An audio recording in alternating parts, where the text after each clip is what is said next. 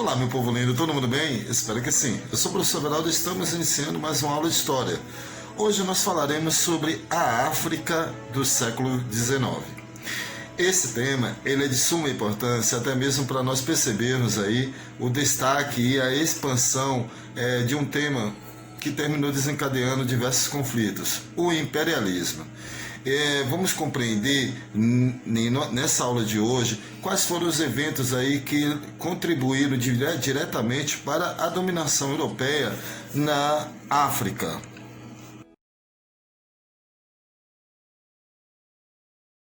Nos chama muito a atenção para essa evolução das organizações sociais africanas, que foram as migrações internas, essas migrações que terminaram aí contribuindo aí para as relações comerciais, e o outro ponto aí a abrangência territorial alcançadas aí pelos sistemas de trocas. Então era muito comum aí a troca de produtos, né, o qual expandiu a rede de comércio e ampliou aí a oferta de produtos. Então nós percebemos que a África estava em evolução.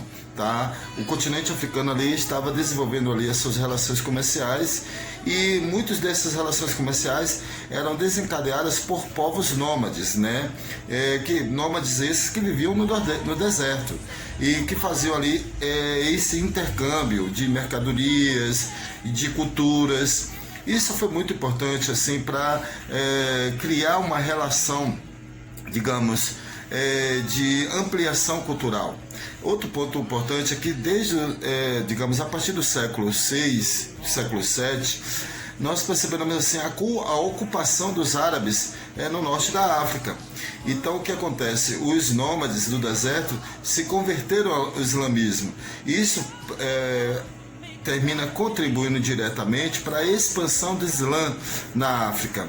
E ao mesmo passo que as trocas entre o norte e o sul atendiam às necessidades regionais. Então nós percebemos, gente, que diversos produtos eram comercializados, tá? O ouro, o marfim, produtos têxteis, as pérolas, escravos eram trocados por cavalos, sal, azeite, peixes desidratados, entre outros produtos. Então é muito importante nós entendermos como esse intercâmbio comercial ele vai fortalecendo ali, digamos, também as relações, né? Criando ali conhecimento entre culturas e ao mesmo tempo propiciando ali para aqueles povos um conhecimento, digamos, das culturas uns dos outros. E assim, no século X, perceberemos que o comércio entre a África saariana e a subsaariana intensificou, e as caravanas, digamos, as caravanas terminaram se ampliando cada vez mais. Então os negociantes contratavam assim nômades a peso de ouro para servirem de guias ou mensageiros. Então, por serem conhecedores do deserto. Isso termina contribuindo diretamente, assim como eu já tinha citado anteriormente, para a interligação da África. Até então, muitos dos povos não tinham esse intercâmbio cultural. E com isso, gente, vai haver também uma imposição cultural. Mas como assim? Assim, durante o século XIX, houve uma tentativa de manter uma unidade entre os estados conquistados. Quando me refiro a esse século XIX, já estou também trazendo para vocês também que no século XIX vai haver assim o domínio europeu na África. Então o século XIX, de certa forma, vai ser um século de transformações que são baseadas assim, digamos, nos interesses industriais europeus, né, da Europa. Por quê? Porque os europeus eles estavam assim na segunda revolução industrial. Isso exigia deles cada vez mais, digamos, uma reposição de matéria-prima. Por esse motivo, eles vão conquistar a África. Claro que eles vão usar assim a justificativa a justificativa mais, digamos, insana que existe, que era a missão civilizadora. Mas só que nós sabemos que não era isso. Eles não foram lá para civilizar, ou então para cuidar, ou então para zelar do povo africano. Pelo contrário, eles foram para lá para dominar o povo africano e ao mesmo tempo ter esse retorno da ideia da matéria-prima, ter esse processo assim da manutenção da industrialização. Até porque a Europa tinha industrialização, né, mas a Europa não tinha ali, digamos, uma abundância de matéria-prima para que a industrialização ela mantivesse cada vez mais em ascensão. É esse elemento que é fundamental para nós entendermos, tá bom? Então o que acontece? Alguns povos impuseram sua cultura sobre outros povos. Assim houve várias. Pessoal, vale salientar que nós tivemos aí o colonialismo, tá? E o neocolonialismo, também conhecido aí como imperialismo. Muitos de vocês vão perguntar para mim, professor, o que é isso? Neocolonialismo e colonialismo. E neocolonialismo e colonialismo. Então, olha aí a nossa imagem para que você possa estar atento aí sobre essa informação. Vocês perceberam e observaram as nossas, digamos, as diferenças entre cada período, vocês podem perceber que o colonialismo ele foi desenvolvido aí entre o século XV e o século XVIII. O colonialismo foi, na verdade, a dominação, a colonização da América, tá bom? Então, o que acontece? Enquanto o colonialismo voltou-se para a América entre o século XVI e o século XVIII, o neocolonialismo, ele voltou, ou neocolonialismo ou imperialismo, ele foi voltado, assim, para o que nós chamamos de África, né, para o continente africano. Essa dominação aí, períodos diferentes, com características diferentes. Que características são essas? Eu estarei explicando para vocês. Primeiro passo, nós temos aí, o colonialismo adotava práticas mercantilistas. Já o neocolonialismo, ele buscava o quê? O Estado é dominado pelos monopólios capitalistas que apoiam o imperialismo. Há uma diferença. Lembrando que durante o período neocolonialista, estava havendo o quê? A ascensão da industrialização. Estava havendo o quê? A busca pela manutenção e pelo desempenho cada vez maior da indústria. A Europa estava vivendo um novo momento econômico. Então, o que acontece? Esse processo de desenvolvimento faz com que os europeus eles se voltem assim para o olhar para a África.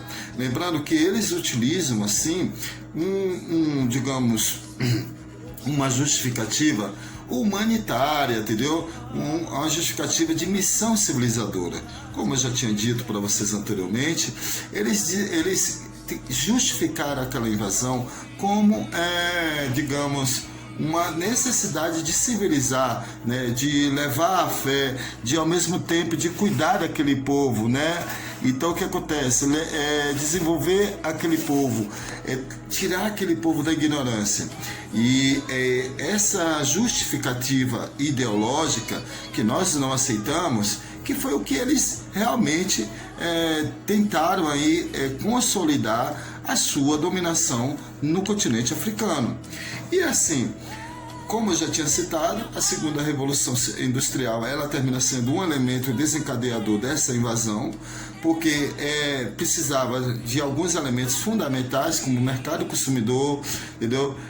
Matéria-prima, precisava assim de excesso populacional, falta de locais de investimento. Esses elementos são importantes. Falta de mercado consumidor. Para industrializar, você precisa vender. Para alguém tem que comprar seu produto industrializado. E a Europa não tinha todo esse mercado assim, consumidor que desse toda a atenção, digamos, que conseguisse consumir todos aqueles produtos. Outro elemento é a falta de matéria-prima, como eu já tinha dito para vocês. O excesso populacional. Era necessário ter o quê? Uma população que trabalhasse nessa indústria e que ao mesmo tempo disponibilizasse matéria-prima para que houvesse o quê? Investimento, que é o quarto ponto, para que houvesse locais de investimento. né? Ou para que houvesse vontade de expansão dessa industrialização. Esses elementos todos são fundamentais, porque quando a Europa começa assim, começa a colonizar a África, ele chega um momento que a situação fica agravada, né? Fica muito delicada, porque cada um queria uma fatia do bolo maior, cada um queria um território maior. Isso termina provocando conflitos ideológicos. Lá na frente será uma das causas da Primeira Guerra Mundial. Então vamos entender o seguinte: entre 1884 e 1885 houve aí o que nós chamamos de Conferência de Berlim. Olha o mais estarrecedor, pessoal. Um continente determinando como seria a divisão de outro continente, né? A Conferência de Berlim foi isso, foi essa divisão do território, quem poderia ficar. Porque assim, em 1871, a Alemanha tornou-se aí unificada, ela se unificou. Ao se unificar, os alemães falaram: não, peraí, também quero minha parte. Esse processo de querer a parte, esse processo de desejar assim, a sua fatia no bolo, fez com que aí houvesse a necessidade de criar essa conferência de Berlim. Então, gente, nós temos aí essa divisão aí entre vários países, como de Inglaterra, França, Bélgica, Portugal, Alemanha, Espanha, Itália. Todos querem sua parte, todos queriam isso, digamos, sua fatia do bolo. Então, gente, esses elementos provocaram assim, de forma direta, o que nós chamamos aí da colonização africana, tá? No século XIX. Lembrando que entre 1899 e 1901 houve aí as guerras dos boieres, né? Que foi a guerra aí, que foi na África do Sul. Então o conflito aí que foi aí entre os ingleses e os africanos, né? Os boieres. Então descendentes digamos, termina gerando conflito naquela região e os ingleses terminam vencendo, lógico, e isso termina provocando assim uma dominação, né, muito grande da África durante esse período.